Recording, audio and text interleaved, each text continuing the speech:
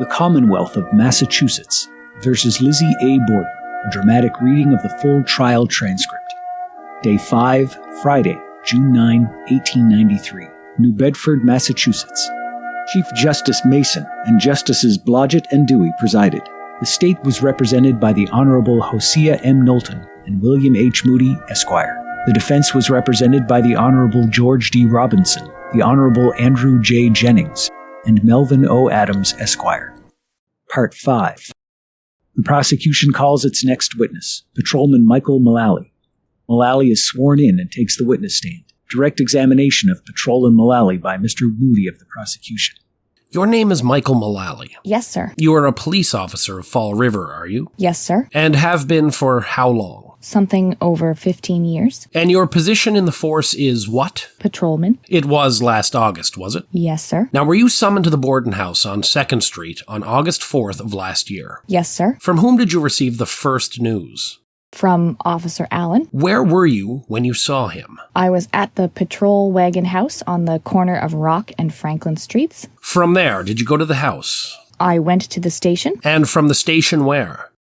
To the house. Do you know about what time you arrived at the house? 23 minutes to 12. How do you fix it so accurately? By looking at my watch. As you got to the house, or where? As I got at the house. Did you go alone or with someone? I went with Officer Allen. Which way did you go in? Which door? Went in the door on the north side of the house. Did you go through the front door at that time? I did not. Whom did you see upon the premises outside the house when you first got there? Well, there was quite a number around the house. Out at the gate. Inside the fence or outside? Outside. Was there anyone inside the fence that you saw? I didn't notice. Whom did you find at the door? I didn't notice anybody at the door when I went in. Was it unlocked at that time? It was. I went in. This was the back door. The door on the north side. When you went in, whom did you first see? Mrs. Churchill. And Miss Russell? Mrs. Churchill was the first person. Then did you see anyone else immediately? There was Bridget Sullivan and Miss Russell, Dr. Bowen, and Miss Lizzie Borden. Where were they? In the lower part of the house? All of them? On the first floor. And in which room was Lizzie Borden? Miss Borden was in the room north of where her father laid on the sofa. That is the dining room. I don't know what the name of it is. What did you do after you got there, Mr. Mullaly? I told Mrs. Churchill that I came there for a report. Well, did you have any talk with Miss Borden? Yes. Then did you have any talk? If so, tell me what it was. I did. I went to Miss Borden and I told her that the marshal had sent me there to get a report of all that had happened to her father. He laid dead on the sofa at the time. She told me that she was out in the yard, and when she came in, she found him dead on the sofa. I then inquired of her if she knew what kind of property her father had on his person, and she told me that her father had a silver watch and chain, a pocketbook with money in it, and a gold ring on his little finger. Well, state what occurred then. I then inquired of her if she knew whether there was a hatchet or an axe on the premises, and she told me there was, and that Bridget Sullivan would tell me where they were. Did you learn at that time whether the property which she described was on his person? About that time, Officer Doherty came there, and I told him to look, and he reported to me that the watch... In her presence? In her presence, yes. He reported to me that the watch and chain were there. Was anything said about the pocketbook at that time? Nothing. Well, what did you do then, Mr. Mullaly, after the talk about the hatchet or the axe? I had some conversation with her, but it was later, not then. Perhaps we will reserve it until we get the order of events. What did you do after the talk about the axe? I went from there to the room where Mrs. Borden was found dead. She laid then in a pool of blood. Did you notice anything at all about the blood either of these times? She laid in it. As to the difference of appearance, did you make any observation at all in that respect, Mr. Mullaly? It looked rather thick and clotted. That refers to which body? To Mrs. Borden. While I'm upon the subject, did you notice anything in respect to the blood of Mr. Borden? He was pretty well cut up about the head, and where the wound was on his face, I saw blood. Did you observe anything more than that it was blood? No cuts. Well, what did you do then? I came from that room, and I went to the east end of the house, and there I went up into the attics. Bridget Sullivan went with me, and Officer Doherty, and we searched those rooms. That is, Bridget had the keys and opened the door for us, and we looked into all those rooms. Did you find anything or anybody there? Found nothing, or didn't find anybody there. Well, when you came downstairs, where did you go?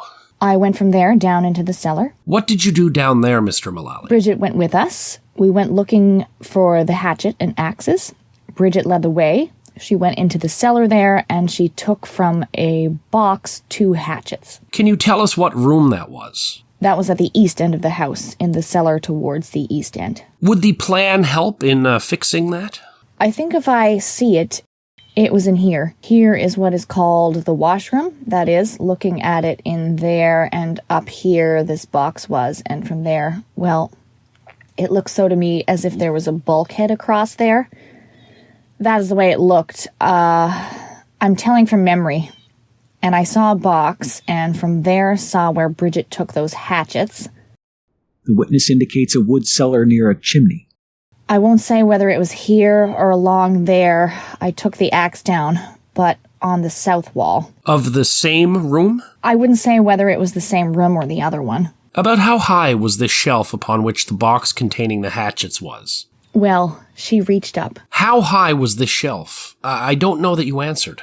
I couldn't tell the distance, but Bridget Sullivan went over and reached up and took them out and gave them to me. So that it was so high that she had to reach up? Yes, she had to reach up and didn't have to stand on anything to get it. Could you tell those hatchets if you should see them again? I think I could. Mr. Moody indicates the claw hammer hatchet and one of the handled hatchets. What do you say as to those? That looks very much like one of them which she took out. There was a spot on this large hatchet, a little round spot, a rust spot. What did you do with the hatchets? I took them out into what I call the washroom and laid them on the floor, and I stayed there with them until Mr. Fleet came, and when Mr. Fleet came... Excuse me a moment. Before Mr. Fleet had come, had you found any other? Those axes I carried from the south wall. I wouldn't say whether it was in the cellar or the cellar adjoining, but I took them down from the south wall of the house and put them on the floor with it. That is, 4 in all. And these appear to be the axes, do they? Them axe handles was covered with ashes at the time. Now then, Mr. Fleet came, you say. After he came, was anything done? I called his attention to them hatchets and axes. Do you know whether he did anything with either of those 4 hatchets? I didn't take notice what he did do with them. He looked at them. What else was done while Mr. Fleet was in the cellar? Well, I don't know what he did do. What did you do? I looked around there, and from there I went up the stairs again, and I went to the room.